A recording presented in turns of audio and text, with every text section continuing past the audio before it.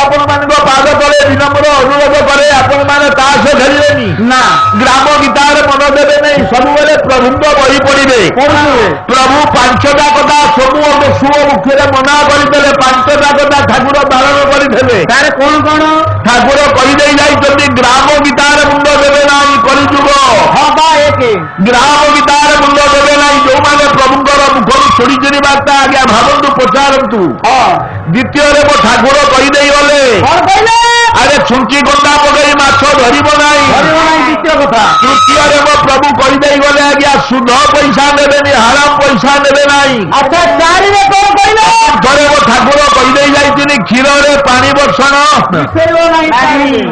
पंचम कहीदे जाइए गुरुजन मान को भक्ति कर पिता माता को सेवा कर लज्जा घृणा भय क्रोध आज्ञा आपण मैंने रागिबे ना ठाकुर गाइले गोटे सुंदर पदटी कले मोर छाड़ को नगर जीव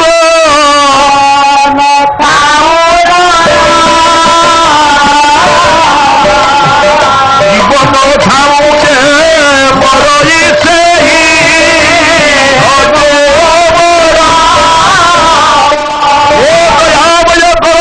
जन्म गति ब्रह्मांड कैबल्य मास रखी दे जाइए आपण मैंने मरवा को डरबे ना हे विद्वान मंडली हे पूज्य पाद मंडली लज्जा घृणा भय से भय को रखी देजे लज्जा घृणा भय क्रोध राग को रखी देजे राग नहीं घर को जीवे ना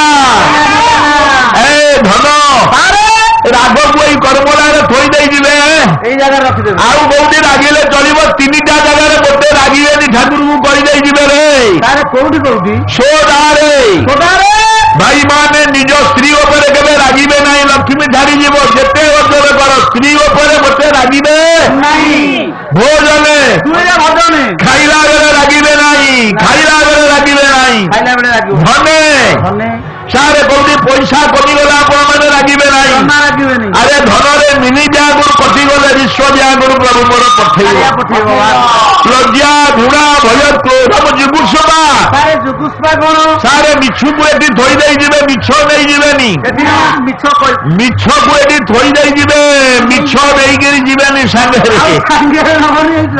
लज्जा घृणा भय क्रोध जुगुस्पा जति पंचमी कूल निज जाति की एटी रखी दे जिबे निज जाति पति की नहीं गिरी घर को जिबे ना मु ब्राह्मण मु क्षत्रिय ये जातिया ना भाव रखिबेनी मनरे दुख भक्तिर कंटक बाबा मान पाखे गोटे करमूलार लीला कहवाई जाऊँ लज्जा घृणा भय क्रोध जुगुस्पा चंदी पंचमी कूल शिर कौन रखिए बातिले कौन हीन चरित्र चरित्रहीन हेले ना चरित्रहीन आज्ञा सत चरित्र ही बंजीव प्रभु कहीदे जाइए बापा शेष कहले जीवन दे वाक्य करणा तो गुरुजन कथा मानव बोली सत्य कर गोटे पद कह बापा ये दुखटा आज्ञा हजार हजार हजार हजार प्रभुंर लीलामय दर्शन रही चारिआरे बुलुची तो बापा मुझे यही करमूलार लीला दर्शन कथा आपण मानक टे पदे कहूँ करमूलार जड़े बाबाजी थिले ना कौन ये कांदुची से ये छेली कांदिला भलिया गोटे सुसुरी बाहर केते भेराइटी बाहर आज्ञा आपण मानकर ये करमूला धाम जड़े बाबा देले से बाबा जन्म हेबेनी ना बा एमती करदे गोटाए पड़े 20 लोक पड़े काम होती आज्ञा कर चलैबा ठाकुर पवित्र कैबल्य चाउल जोड़ेबा काम होती आज्ञा बिल बाड़ी खबर टे बुझा जड़े साधु थे भारी वरिष्ठ साधु आपण मैंने देखीदेवे जो वर्षिया लोक बही देखीदेवे बुढ़ा मोर स्त्री राति फटई दौर टीवी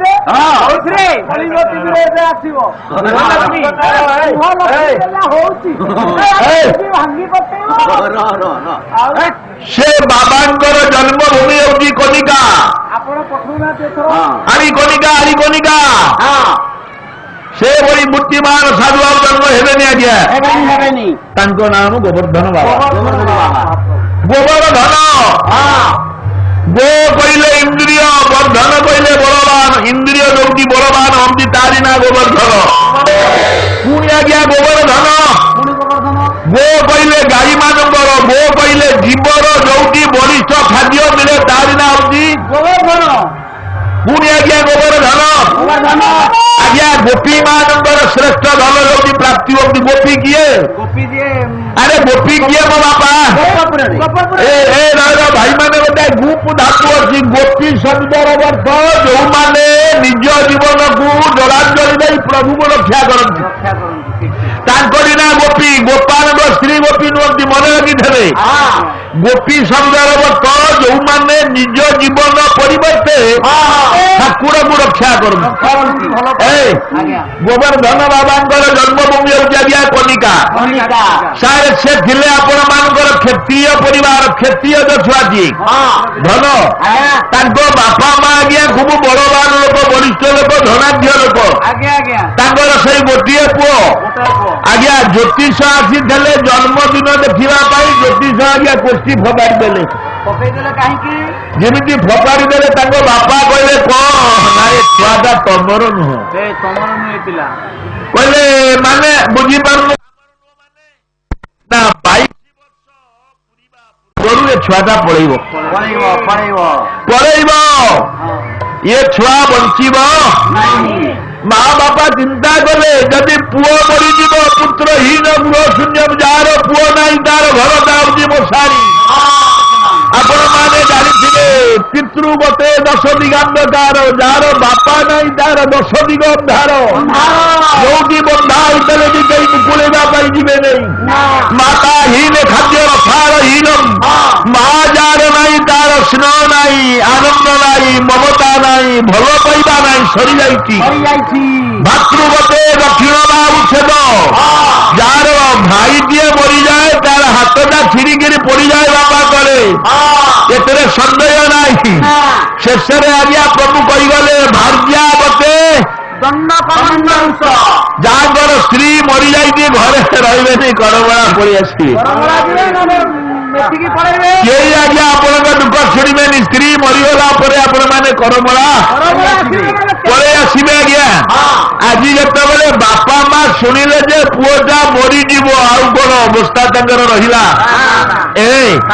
ମା ବାପା ଗଡ଼ିଗଲେ। ସେ ଅଞ୍ଚଳରେ ଆଜ୍ଞା କିଛି ଠାକୁରଙ୍କର ପିଲା ଥିଲେ, ସେମାନେ କହନ୍ତି ଯେ ନାରାୟଣ ଜନ୍ମ ହେଇଛନ୍ତି କରମଳାରେ। ନାରାୟଣ ଜନ୍ମ ହେଇଛନ୍ତି ଗୋଟିଏ ପଦ ମହାପୁରୁଷ ଅଚ୍ୟୁତାନନ୍ଦ କହିଦେଇ ଯାଇଥିନି। ଧନ ଗୋଟିଏ ପଦ କହିଦେଇ ଯାଇଥିନି। ବୋଲେ ଏ 7 ଦିନ ସିଂହ ଦ୍ୱାରେ, 7 ଦିନ ସିଂହ ଦ୍ୱାରେ ଏବଂ ପରବରା ଭାବ ବରରେ ଶ୍ରୀକ୍ଷେତ୍ର ହୋଇବ। ଅଚ୍ୟୁତାନନ୍ଦ ମହାପୁରୁଷ ପ୍ରଚାର କରିଦେଲେ, ଭାଷ ଭାଗ ଅବସ୍ଥାରେ ଜଗତରେ ବିକିରଣ କରିଦେଲେ। 7 ଦିନ ସିଂହ ଦ୍ୱାରରେ କବାଟ ପଡ଼ିବ। ଧନରେ କରପଳା ଧାମ ଶ୍ରୀକ୍ଷେତ୍ର ହବ। କରପଳା ଧାମରେ ଜଗନ୍ନାଥ ଆସି ବିଦ୍ୟମାନ ହେବେ, ଏଥିରେ ସନ୍ଦେହ ନାହିଁ। ଆଉ ଆଜ୍ଞା ଆପଣମାନେ ଦେଖୁଥିବେ ଏ ବେଇମାନ ପାଶ୍ଚାତ୍ୟ ଦେଶର ଲୋକମାନେ ବି ଜଗନ୍ନାଥ ମନ୍ଦିରକୁ ଉଠେଇ ନେବା ପାଇଁ ଚିନ୍ତା କଲେଣି। ଜଗନ୍ନାଥ ମନ୍ଦିର ଭାଙ୍ଗି ପଡ଼ିବ, ଭୁଷୁଡ଼ି ପଡ଼ିବ, ଏଥିରେ ସନ୍ଦେହ ନାହିଁ। ଲେଖିଦେଇ ଯାଇଥିଲେ ସେଇ ଅଚ୍ୟୁତାନନ୍ଦ ମହାପୁରୁଷ। ଆଉ ଗୋଟେ ପଦକା ଲେଖିଦେଇ ଯାଇଥିଲେ, ବୋଲେ ଏ ବଡ଼ ଦେଉଳ ପଥର ଖସି ପଡ଼ିବ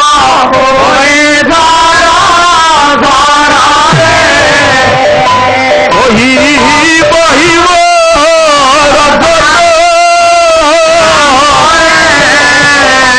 ହେ ପୂଜ୍ୟ ପାଦ ମଣ୍ଡଳୀ, ହେ ଜ୍ଞାନୀ ମଣ୍ଡଳୀ, ହେ ଅନର୍ଥ ଜ୍ଞାନର ଅଧିକାରୀ ମଣ୍ଡଳୀ, ଜଗନ୍ନାଥ ମନ୍ଦିର ଭାଙ୍ଗି ପଡ଼ିବ। ପ୍ରଭୁ ପଳେଇ ଆସିବେ।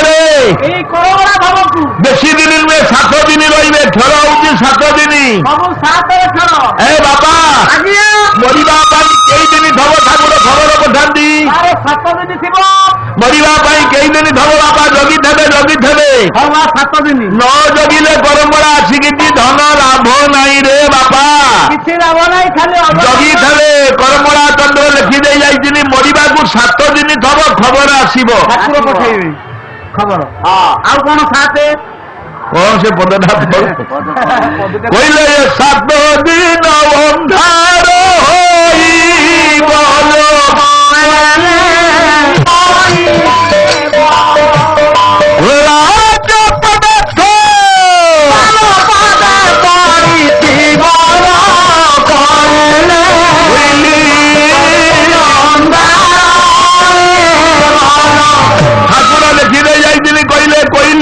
କୃଷ୍ଣ ଭଗତ ହେ ସାଧୁ ହେ ଭଗତ ମଣ୍ଡଳୀ 7 ଦିନ ମରିବା ପାଇଁ ଦେବ ଅନ୍ଧାର ହବ।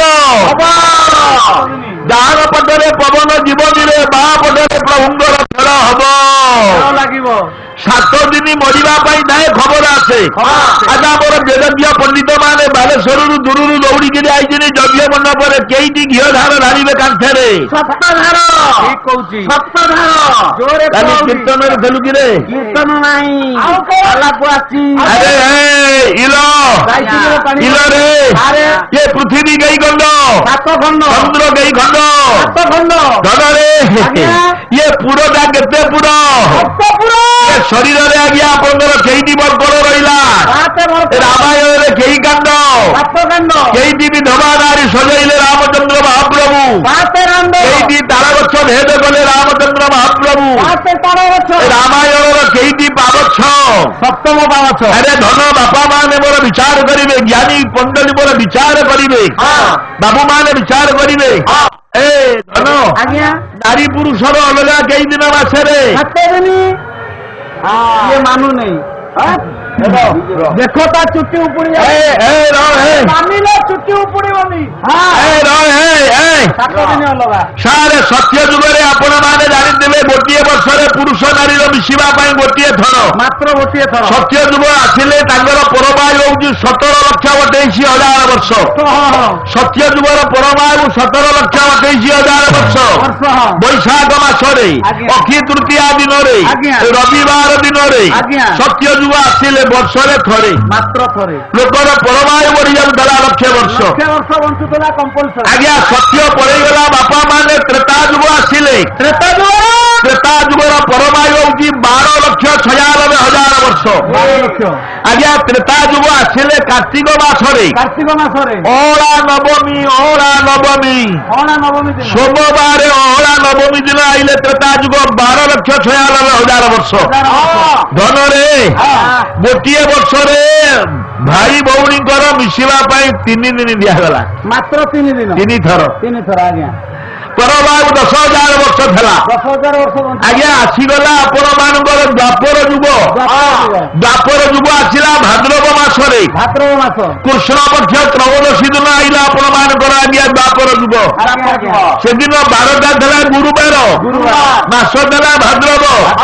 ନିୟମ ରହିଲା ପୁରୁଷ ନାରୀ ବର୍ଷରେ 7 ଥର ମିଶିବେ। 7 ଥର ମିଶିବେ। ଆଉ ଏ କଳିଯୁଗରେ ତ ଗଣି ହବନି।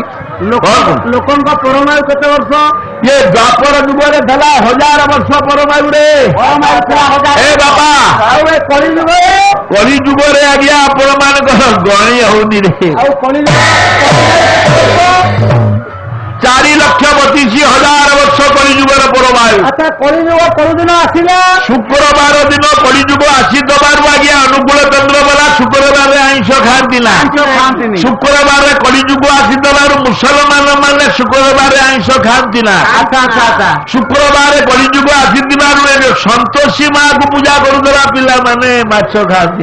शुक्रवार कलिजुग आसीबारु आपण माने लक्ष्य दियंतु आ बणी ओनियारे जय गुरु आइंष खाती ये बुझी पाइले आइंष को बुझी पाइले एमाने आइंष कौन रे बापा आइंष माछ मांस देखिदेले संत कवि भीम बही आपण मानकर जन्म लाभ करदेले कंद घरे पोल घरे जन्म लाभ करथिले मलिन अवस्था मलिन शरीर आजन्मंध से गोटे पद कहीगले कहले हे ठाकुर भीन सुंदर पिला माने आपन को गोटे पद मु अनुनय करि जाउछि कहले ये निरामिष चाखुथिले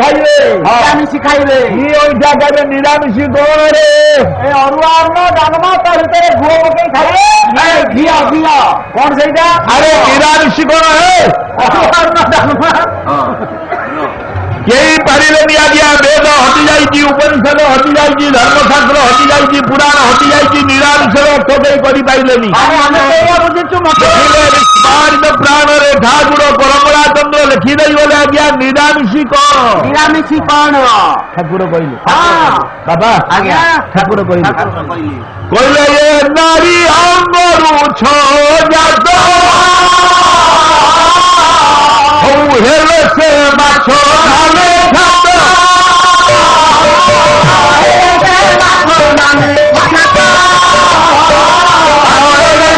କହିଲେ ଠାକୁର ନାରୀ ଠାରୁ ଯୋଉ 6 ଜଣ ଜନ୍ମ ସେଇ ହଉଛି ନା ଆଜ୍ଞା ଆମିଷ କହିଲେ ଏ ଓଲୋ କହିଲେ ଏ ନିରାମିଷି ଅଙ୍ଗରେ ରହ